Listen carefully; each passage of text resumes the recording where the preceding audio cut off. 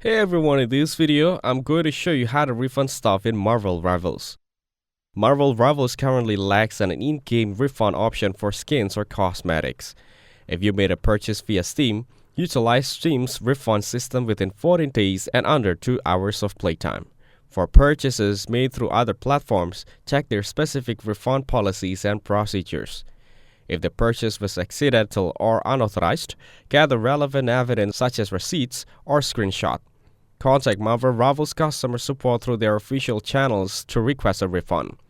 Clearly explain the reason for your refund request and provide any supporting documentation. Be aware that refund approvals are at the discretion of the support team and are not guaranteed. Avoid initiating chargebacks through your payment provider, as this may violate the terms of service. Stay informed about any updates to the game's refund policy by following official announcements.